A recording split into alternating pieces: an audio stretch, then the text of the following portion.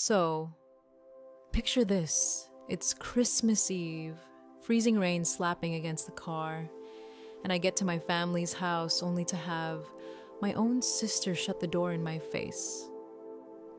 She tells me I'm not even immediate family anymore. Yeah, not kidding. And the twist, I actually own the house they're living in? Crazy, right? What happens next is wild, and honestly, you won't believe it. By the way, I'm curious, where are you all watching from today? Drop it in the comments. The windshield wipers slapped a frantic, useless rhythm against the freezing rain, ice clinging stubbornly to the edges of the glass. My knuckles were white on the steering wheel, and I could feel the fever crawling through my body. That low-grade heat that makes your skin feel too tight and your bones ache. But, it was Christmas Eve. Nothing was going to stop me from surprising my family.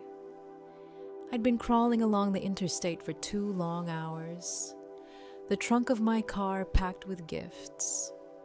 High-end espresso machine for mom and dad, a designer handbag for Serafina, and even a ridiculously expensive bottle of scotch for Craig, the fiancé I'd barely met. I prided myself on my gift giving, on being the one who could provide, the one who kept everyone taken care of. I was almost there, finally turning onto their street. The house I had bought for them 5 years ago looked like something out of a postcard. Warm light spilled from the windows, the Christmas tree glowing in the living room, and for a moment, relief washed over me so strongly it almost made me dizzy. I was here. I was safe. I parked, grabbed the 2 largest bags of gifts, and staggered up the icy walkway. My head pounding, my body aching. I didn't bother with my key. No, I wanted the full effect of the surprise. I rang the doorbell, that happy, familiar chime, and waited. Seconds later, the door cracked open, blocked by a hand, a body, something I hadn't expected. It was Serafina, perfectly dressed, hair and makeup flawless, standing there with this wide-eyed look, high and tight, like panic had replaced her usual cheer. "Tessa," she said, and my heart hit my stomach. "Oh, God, Tessa, what are you doing here?" My smile faltered. I tried to boom out a Merry Christmas surprise, but it came out as a hoarse croak. I hefted the bags, suddenly very heavy in my trembling arms. Behind her, I could hear laughter, glasses clinking, a man's voice. Craig, probably telling some story.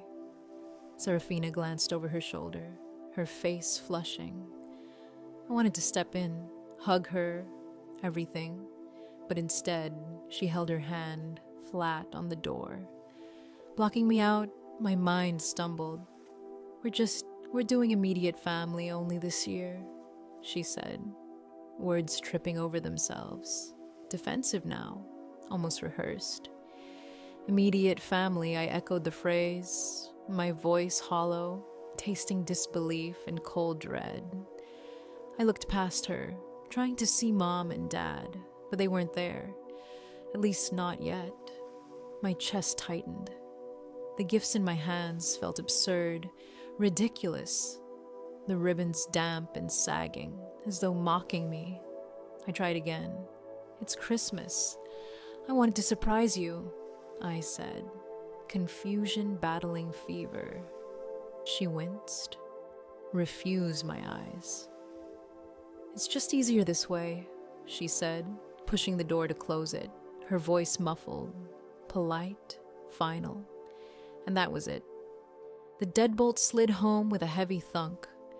Just like that, the warmth, the lights, the family I had driven hours through freezing rain to see, shut me out. I stood there for a full minute, the cold seeping into my bones, rain plastering my hair to my skull. Not one tear. Not yet.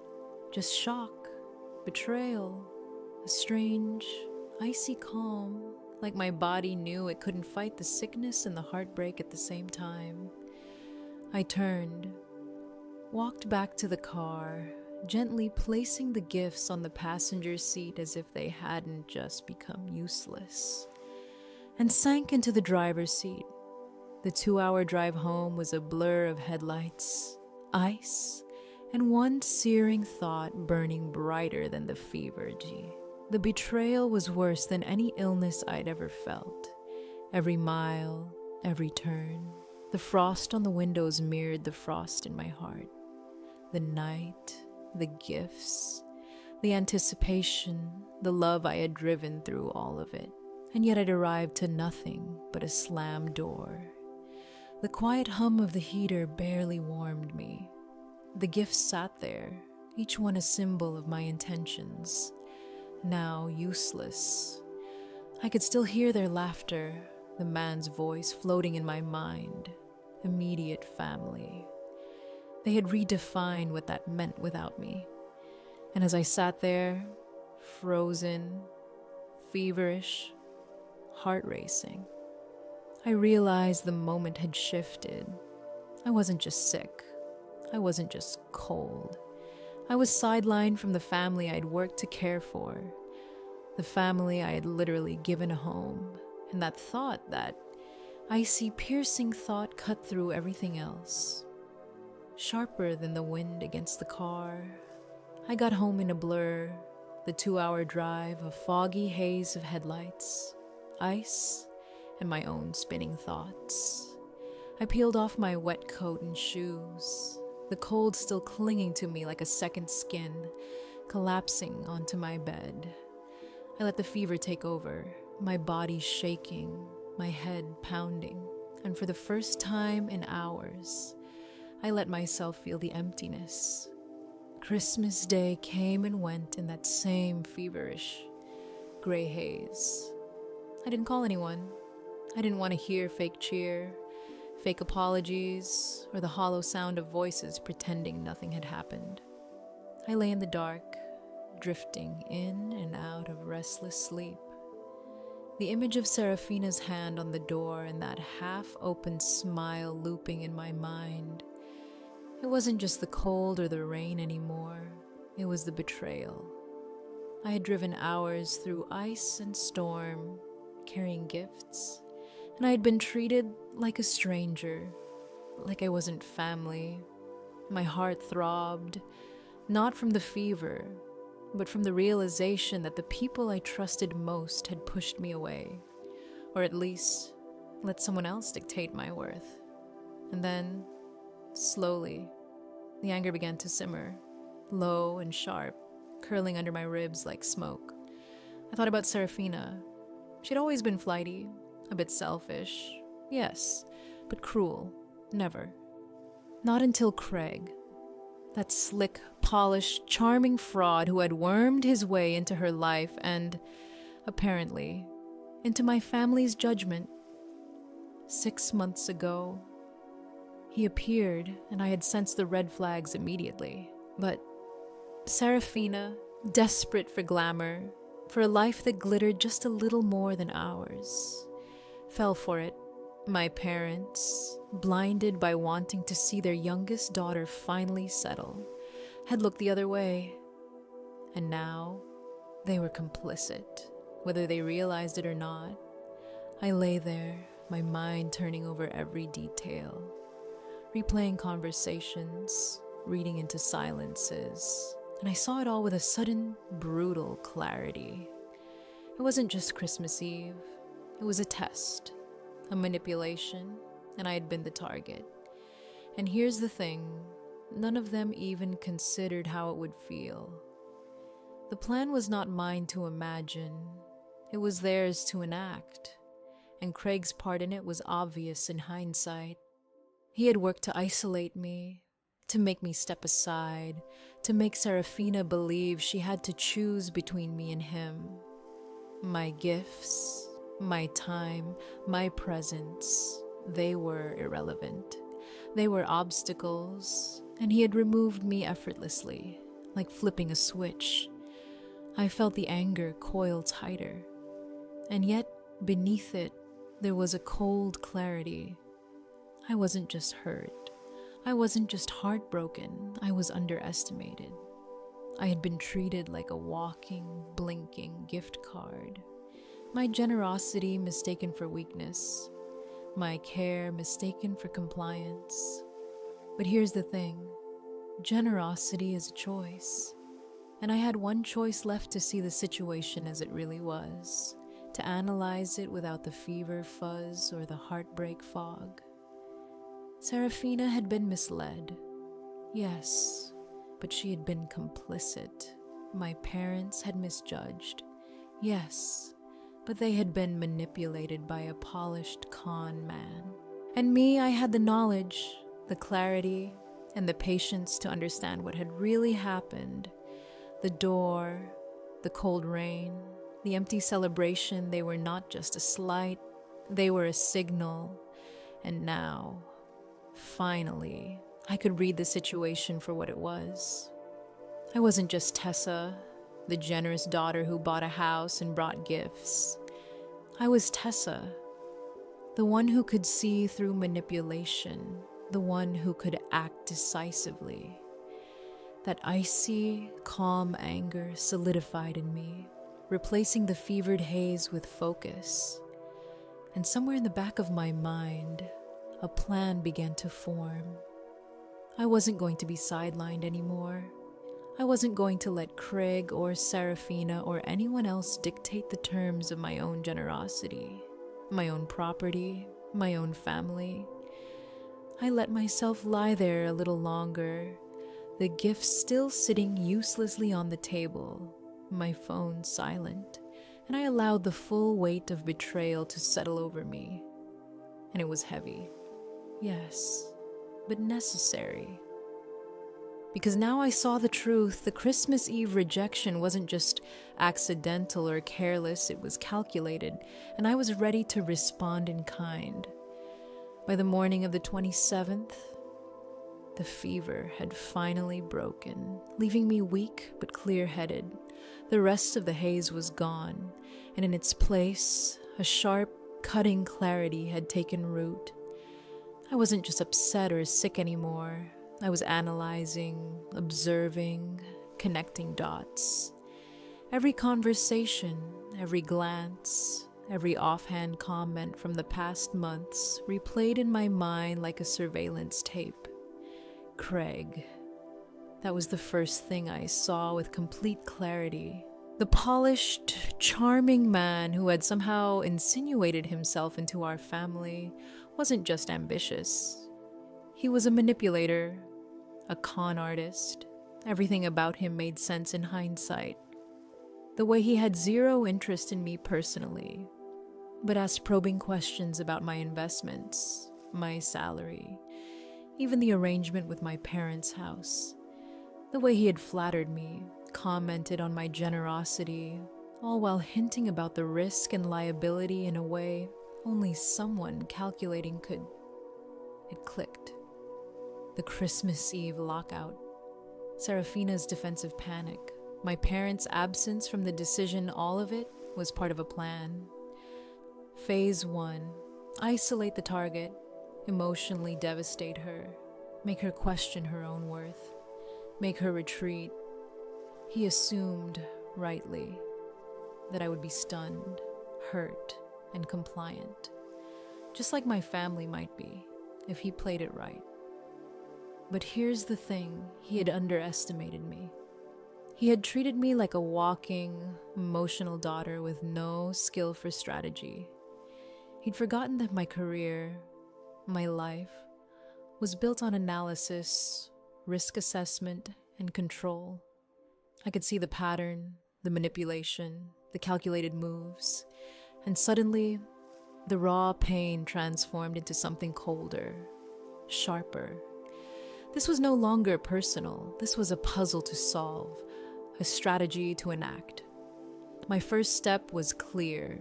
Gather facts, understand Craig, understand the dynamics, understand exactly where my family had been misled, and where they had chosen the path that excluded me.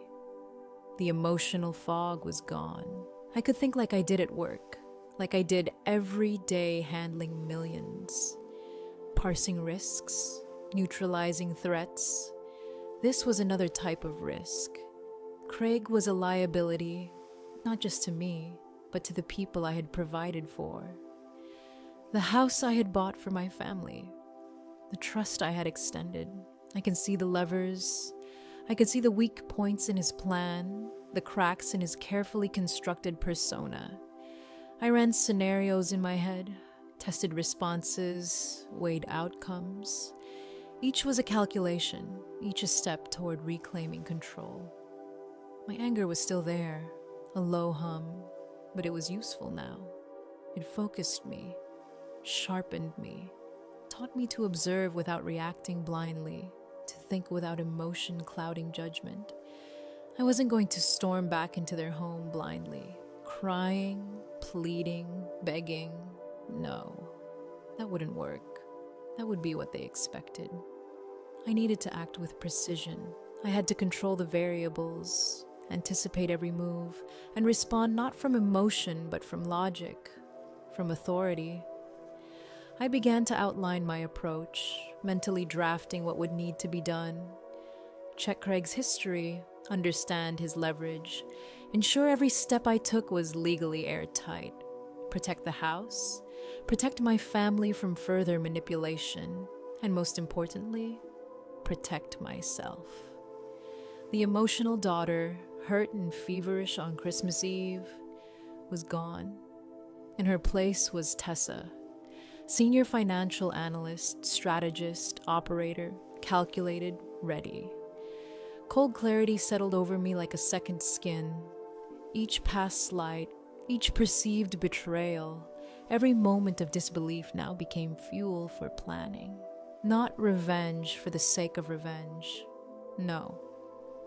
This was methodical, measured, strategic. I could see the next steps forming, and with them, a sense of empowerment I hadn't felt since before the fever, before the door, before the shock. I was no longer reacting. I was directing. Everything Craig thought he had taken from me, my influence, my control, my ability to protect the house and my family, was about to be reclaimed.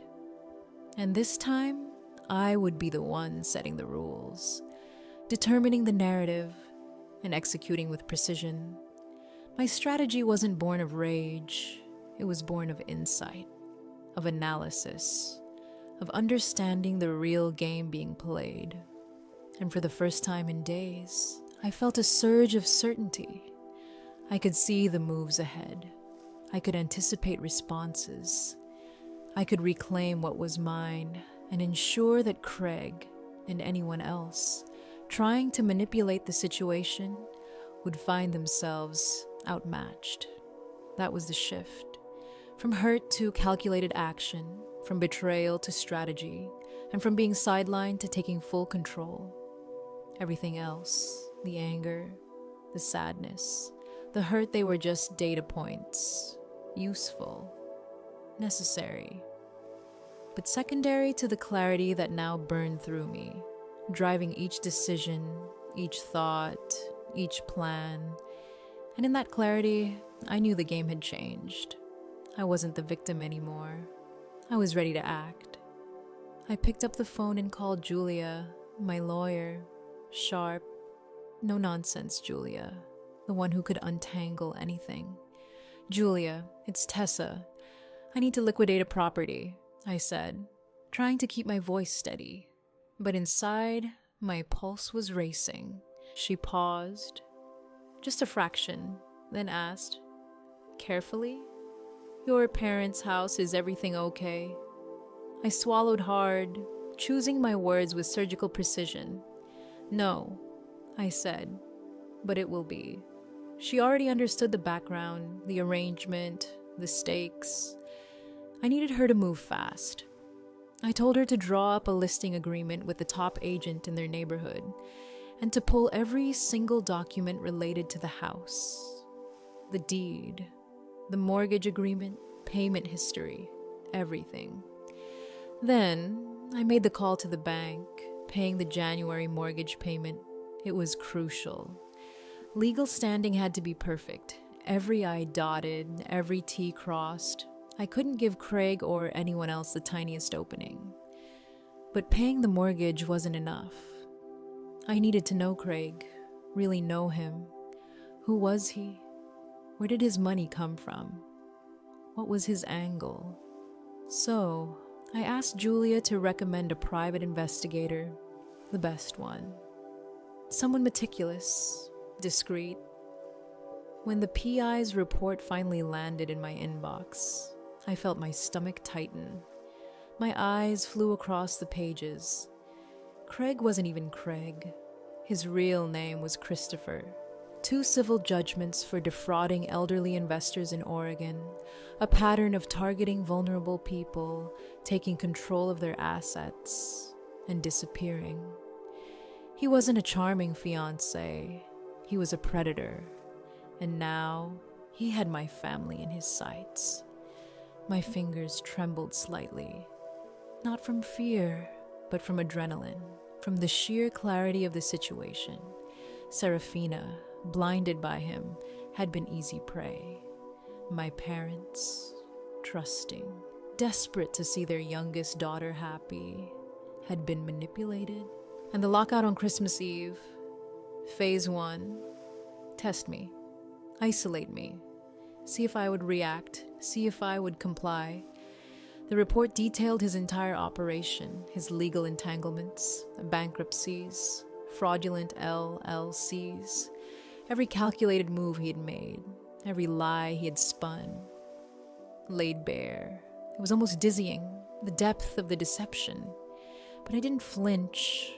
I read and reread, absorbing, committing everything to memory.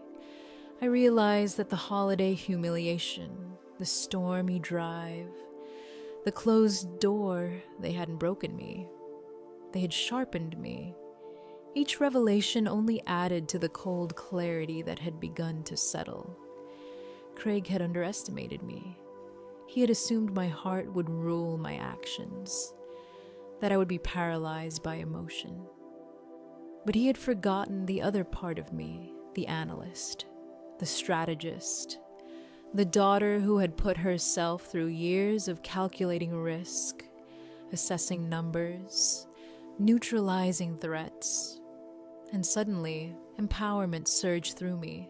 The house, the gifts, the door, they were no longer symbols of defeat, but tools, evidence, leverage. I wasn't reacting blindly anymore. I was constructing a plan, building a shield, arming myself with facts and legal power. My own research backed up the PI report.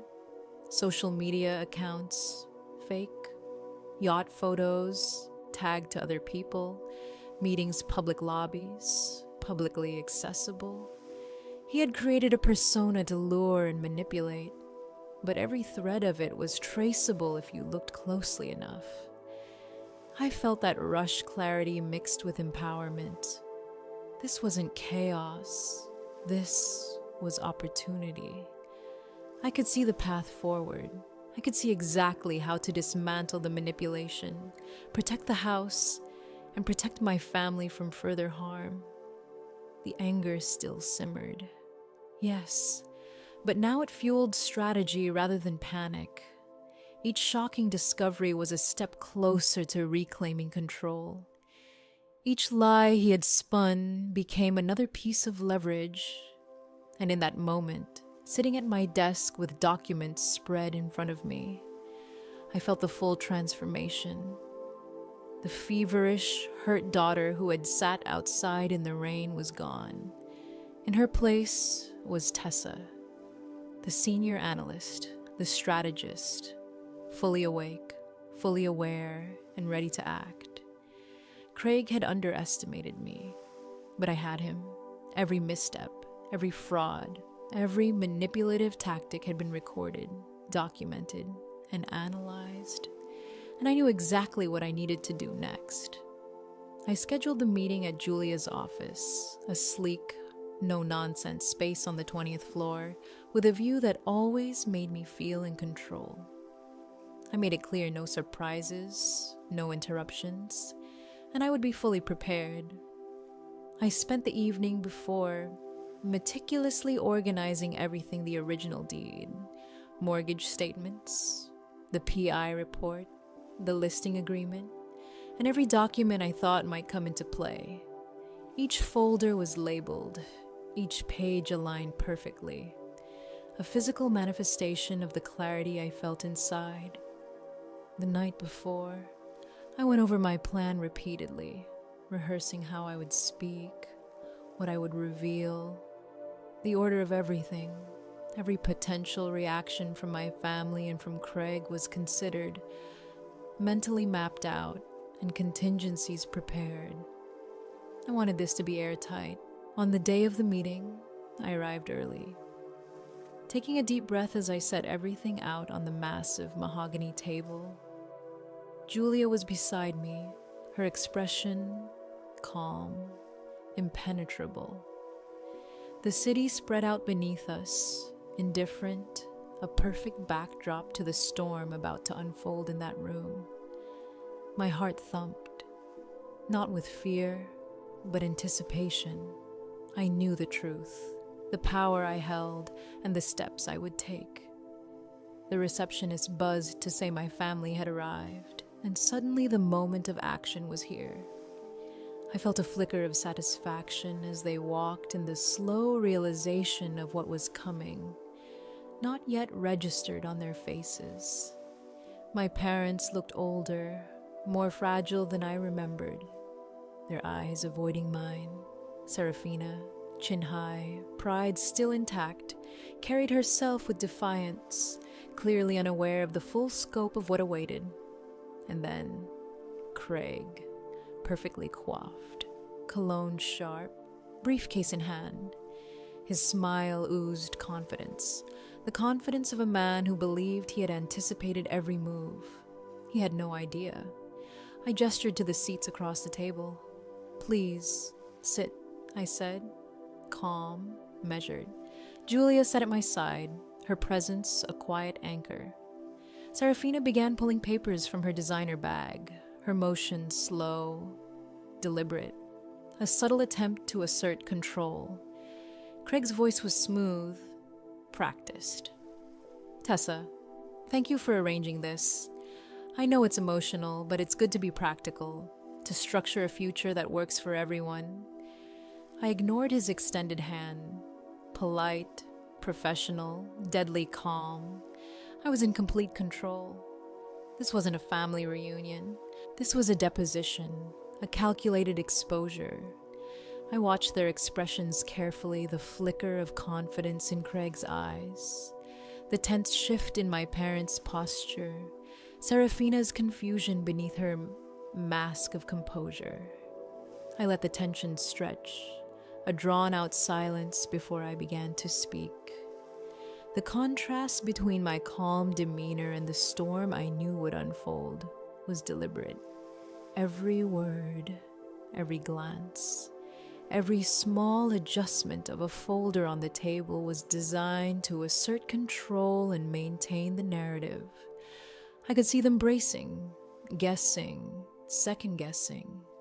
The room was thick with expectation, with the unsaid questions racing in their minds. My heart was steady. My fingers rested lightly on the folder containing the PI report. The truth was ready to be unleashed, but timing was everything.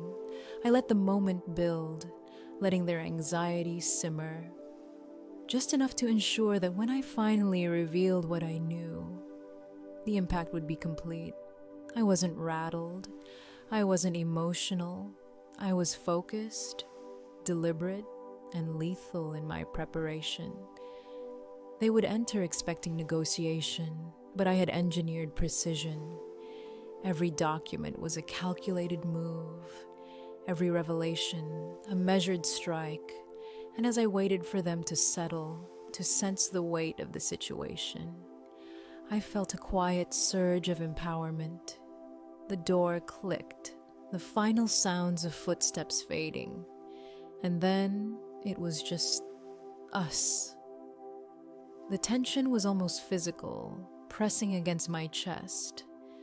And in that silence, I knew they had no idea what was coming next. I opened the black folder slowly, deliberately, letting the weight of it seem heavier than it already was.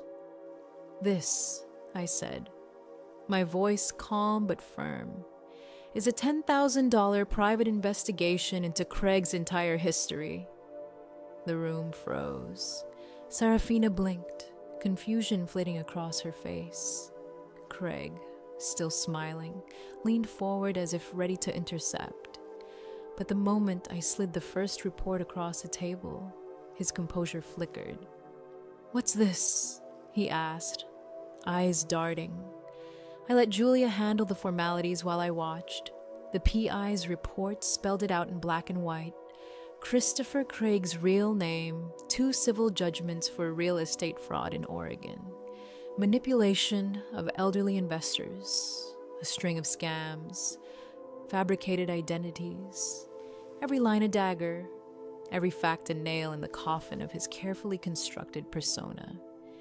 I watched Craig shift, subtle at first, then overtly. The tightness in his jaw, the darting eyes, the hand tightening on his sleek leather briefcase. "Slander. This is slander," he barked, voice rising. I kept my voice steady.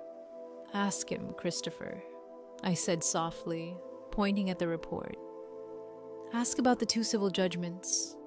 Ask about the scams in Portland targeting an 80-year-old woman. Ask why you changed your name." Serafina's hand flew to her mouth. Her wide eyes betrayed disbelief, horror, and slowly, comprehension. She understood, finally, that she had been manipulated, that Craig hadn't been her savior, her glamorous ticket, but a predator using her family as leverage. "She's trying to divide us," Craig snapped, turning to Serafina. "She's always been jealous of you." I laughed, brittle, sharp. "Jealous of what of your new fiancé who planned to steal my house?" The words hung, echoing in the polished conference room. My parents, Bruce and Margaret, shifted uncomfortably. My father's eyes darted between us, bewildered, silent. My mother's face crumpled as the truth began to seep in. "Tessa, we didn't," she started, but the words faltered. Serafina, finally seeing him clearly, flinched as if slapped. Her defiance melted into shame, fear, and recognition. She'd been an accomplice, and it hit her hard. I, she stammered, voice trembling. "I didn't realize I helped him." Craig's face, once confident and polished, twisted into sullen anger. The mask had fallen. "You won't just get away with this," he growled. I leaned forward, my voice low and deadly calm. "You already have. Christopher, you underestimated me. You assumed I was just emotional, just a daughter you could push aside. You misjudged me entirely." The room held its collective breath. Julia, still impassive, slid the second file across the table, a cease and desist letter, evidence of the joint business loan application Craig and Serafina had filed, listing my property as collateral, wire fraud, bank fraud, and then the speakerphone crackled to life. "Mr. Harris, are you on the line?" Julia asked. An older, weary voice answered, recounting Craig's previous scams and the devastation he had caused. My mind remained clear, cold, surgical, absorbing every word. Serafina's lips trembled. My parents were silent, stunned, grasping the scale of what had unfolded. Craig's protests became frantic, his voice rising and breaking. "This is inadmissible. You have no proof." I raised a hand. cutting through the hysteria. The proof is right there. Every misrepresentation, every scam documented. Serafina's hand clutched at her bag, reality dawning. She was no longer just confused. She was devastated by her own complicity. "I'm so sorry," she whispered, voice raw. "I didn't know. I didn't deserve this. Tessa." I see it now. I let her words sink in, my eyes scanning my parents. Their expressions were raw, grief mixed with shock and regret. The magnitude of their misjudgment, the betrayal of ignoring my presence, hit them fully. Craig's arguments grew desperate. He tried to twist the narrative, blaming me, calling me bitter, lonely, attempting to reclaim dominance, but every tactic fell flat. I had documented everything. I had anticipated every excuse, every outburst. The power had shifted.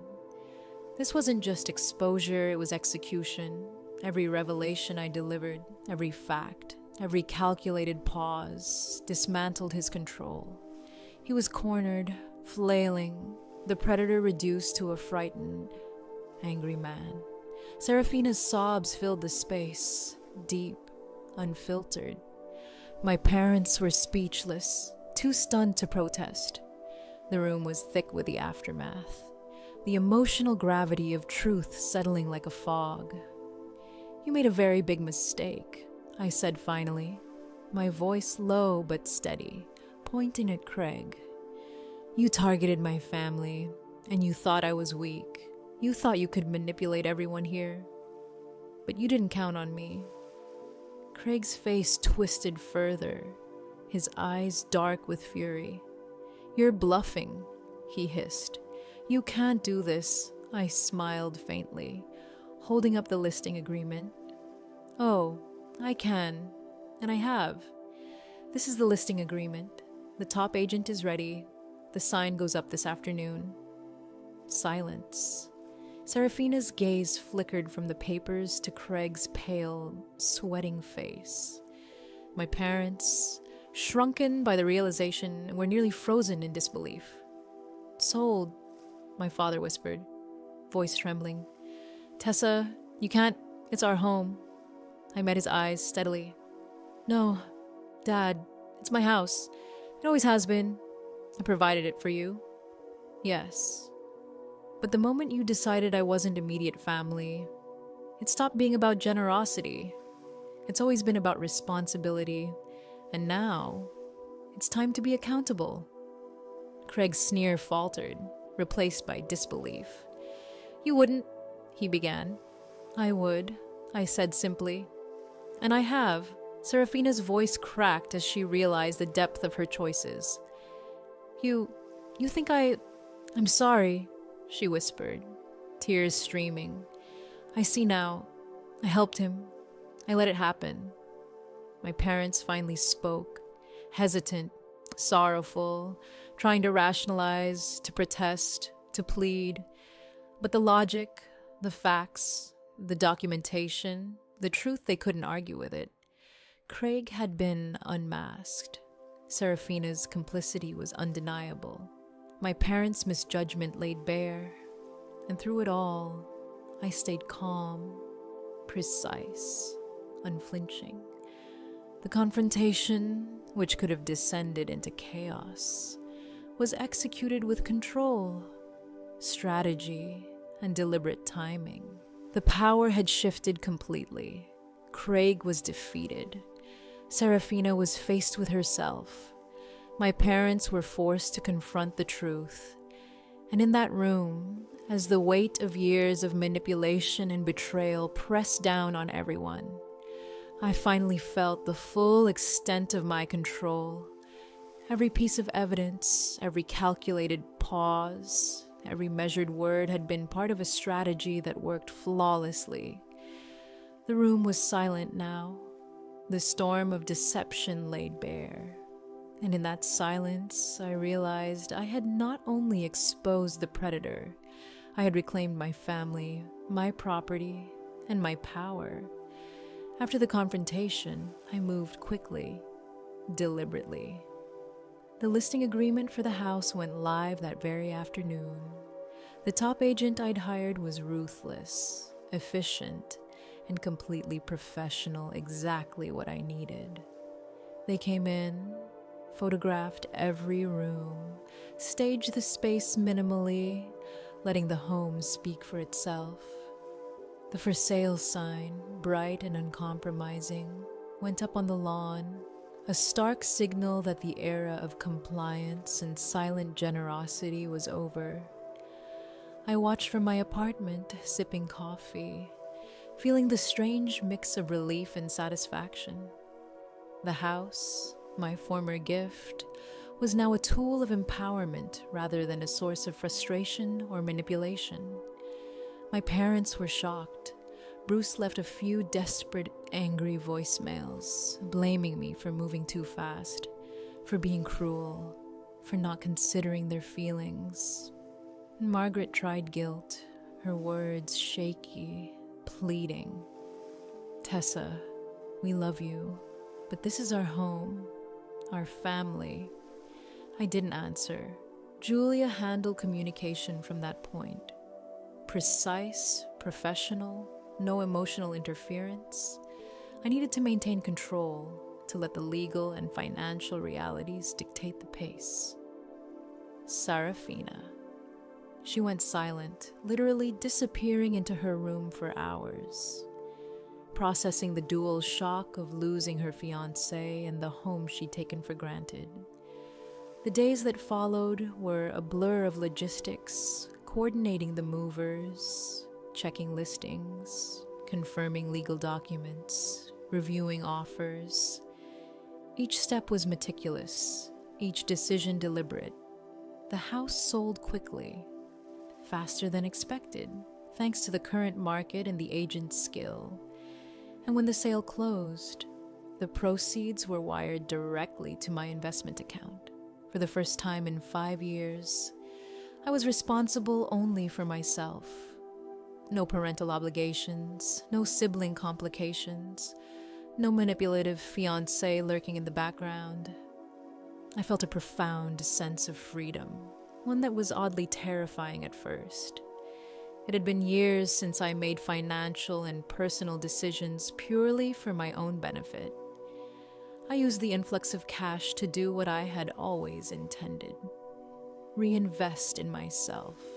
I bought the downtown condo I'd longed for, sleek, modern, floor-to-ceiling windows that let in the city light and reminded me of control. I fully funded my retirement accounts, something I had put off while covering others. I even took a 2-week vacation to Italy, something that had been a dream, delayed repeatedly. Each action was a reclaiming, a literal and figurative assertion that my life, my resources, and my time belonged to me. Reflecting on family dynamics, I realized how skewed everything had become. My generosity had been exploited, my presence treated like a utility. Serafina, once flighty and dependent, had been easy prey for Craig, and my parents, despite their love, had been manipulated into complicity. But removing myself from the financial web didn't mean cutting them off entirely. It meant creating boundaries, enforcing accountability, and protecting myself. The movers I hired for my parents and Serafina transported their belongings into a storage unit, which I paid for 3 months in advance. No, I wasn't cruel. I was pragmatic. They had the means to establish independence. I was simply accelerating the process they had resisted internally.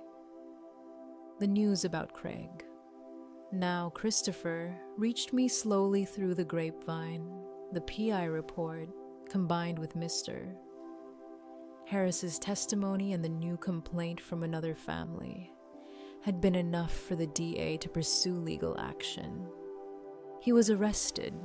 Justice, in that sense, was definitive, closing one painful chapter.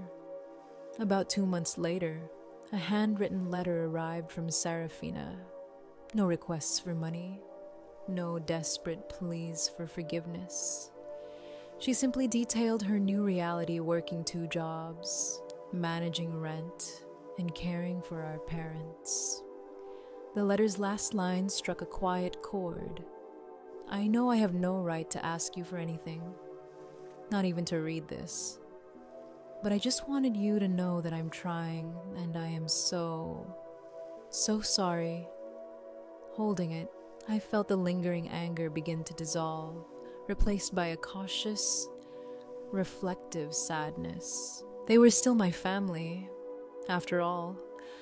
I didn't immediately reach out, didn't call or visit. Instead, I used my resources strategically. I had Julia draft a legally airtight document, and with a portion of the house, proceeds, I purchased a small, modest condo in a retirement community in my parents' names. Free and clear, no strings attached. They could live there, manage it, pay the taxes and HOA fees themselves. This was a final act of responsibility, a last gift, a reinforcement of independence for both myself and them. I had severed the financial ties that had nearly destroyed us, forcing accountability and growth. The calls I received from my parents afterward were quiet, emotional, and genuine. My father wept over the phone, repeating thank you over and over, while my mother expressed pride and love, simple, unadorned, and real. It was a start, a small bridge in the wake of years of miscommunication and misplaced trust. Serafina and I began meeting for coffee sometimes, cautiously, awkwardly. There was a chasm between us, yes, filled with the ghosts of that Christmas Eve. But she was different, grounded, responsible, aware. She shared struggles with budgeting and supporting our parents. A stark contrast to the self-absorbed behaviors that had previously defined her. Our family would likely never be what it once was. Trust had been broken, and some betrayals are too deep to fully mend. But the anger that had once burned so hot had faded, replaced by clarity and acceptance. I had sold the house, yes, but in doing so, I had liberated everyone myself, my parents, and even Serafina, who was now forced into growth and responsibility. I was no longer the family bank, the constant safety net, the one whose generosity had been exploited. I was simply Tessa, fully in charge of my life, my finances, and my choices. And for the first time in years, that was enough. That was freedom. Months passed after the house sold, and life began to settle into a rhythm I hadn't felt in years. Serafina had transformed, almost painfully so. She wasn't just surviving, and she was taking responsibility in ways she never had to before. 2 jobs, managing rent, keeping track of mom and dad's needs, budgeting, planning. She was learning, slowly and uncomfortably, what it meant to be accountable. I didn't hover, didn't micromanage. I let her take ownership, knowing the lessons were hers to internalize, and it was a relief in ways I hadn't anticipated. My parents adjusted too, at their own pace. They were quiet now, reflective, no longer the giddy, somewhat careless couple who had inadvertently allowed manipulation to take root. They made mistakes, yes, but they were finally confronting reality, and I was able to watch from a distance, not with resentment, but with a kind of cautious empathy. Our interactions were brief, polite, careful. They couldn't undo the past, but at least they were taking steps toward understanding the consequences of their choices. As for me, I was thriving in a way that was both familiar and completely new. My condo downtown, the restructured investments, the fully funded retirement accounts. Even that long overdue trip to Italy, it wasn't just about financial security.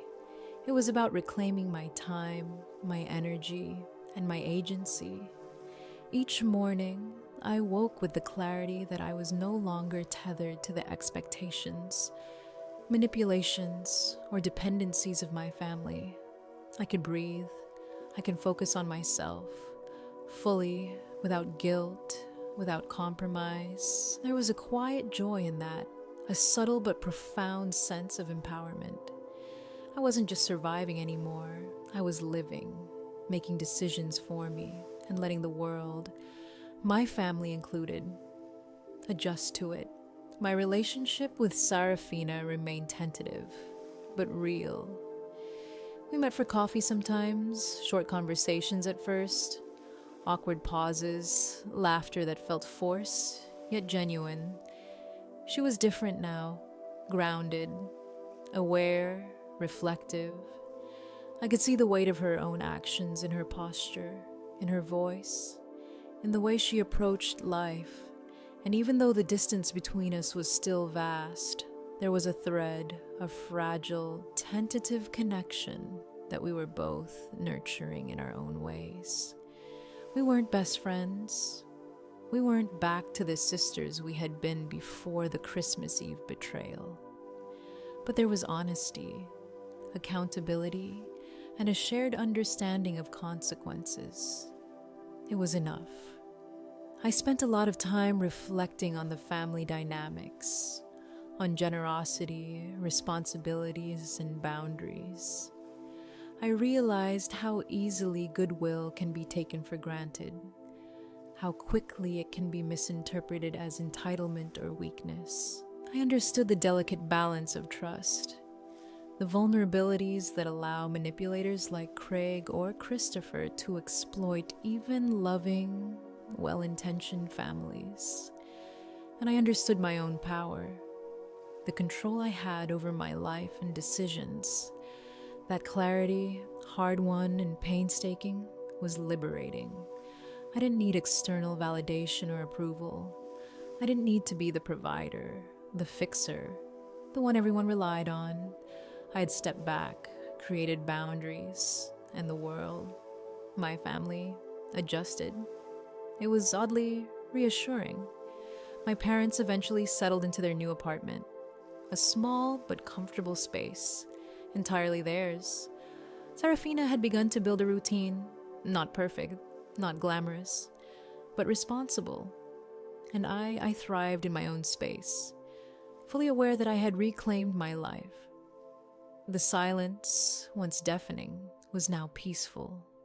I could focus on work, on my passions, on myself without guilt or distraction. Even the occasional pang of nostalgia for the past, the Christmases, the shared dinners, the family closeness was tempered by the knowledge that those moments had been built on dependence, manipulation, and expectation. Now, everything I did was by choice, not obligation. My life had become mine again, and it felt rich, full, and entirely authentic. I learned to relish the quiet moments, mornings in the condo watching the city wake, evenings sipping tea while reviewing investments or planning future projects, afternoons wandering galleries or parks alone, content in solitude but not lonely. My empowerment was both external and internal, and it grew with each passing day. I didn't need to reclaim my family's approval or forgiveness. I had reclaimed my own sense of worth, and that was enough. Reflecting further, I realized how much of life is about control over resources, over actions, over time, over self. I had learned to wield it carefully, deliberately, and without malice. My family had been part of the lessons, but ultimately, they were no longer the center of my decisions. I found peace in the boundaries I had established, a quiet satisfaction in seeing them manage their own lives. even if imperfectly. And Serafina, she had grown in ways I hadn't anticipated. Responsibility, accountability, reflection. These were her teachers now, and though the path had been painful, the change was real. We could speak honestly, without pretense, without past resentments controlling every interaction. Sometimes we even laughed together, a quiet, tentative joy, evidence that trust could very slowly be rebuilt. I felt a gentle closure, subtle yet firm, like a door closing softly on a long chapter. There was still complexity, still residual tension, but it no longer dictated my daily experience. I had agency, I had clarity, I had control. And for the first time in years, I felt the kind of freedom that comes not from removing obligations, but from choosing exactly which ones to honor and which to release.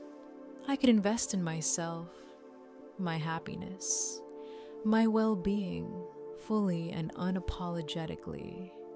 My resources, once stretched thin for the sake of others' comfort, were now directed entirely toward my own life. This wasn't selfishness, it was stewardship, and it was necessary. The last time I saw the house, it wasn't just a property, it was a symbol of empowerment, of the reclamation of control, of the hard-won clarity that allowed me to redefine my family and my life on my terms. Looking back, I understood that generosity without boundaries can be weaponized against you, that love and care can be manipulated by those who don't understand their value. But I also understood that awareness, clarity, and decisive action could restore balance, protect oneself, and create opportunity. And now, as I sip my coffee, watching the city wake, I feel a calm satisfaction that comes from knowing I've acted rightly, fairly, and with foresight. The world feels steady, life feels mine, and yes, the past lingers, shadows of that Christmas Eve still flickering at times, but they no longer define me. I am Tessa, strategic, empowered, independent, and free. The family may have adjusted in their own ways. Serafina may be learning the hard lessons of accountability, and my parents may still carry remnants of regret, but I've reclaimed my agency, and that is everything. So, if you've been hanging on, feeling invested in this story, maybe consider sticking around for more. Share your thoughts, where you're watching from, and yeah, if this story resonated, a like or a subscription helps keep these moments coming. But mostly, just remember your life, your choices, your freedom, they're yours to protect and reclaim.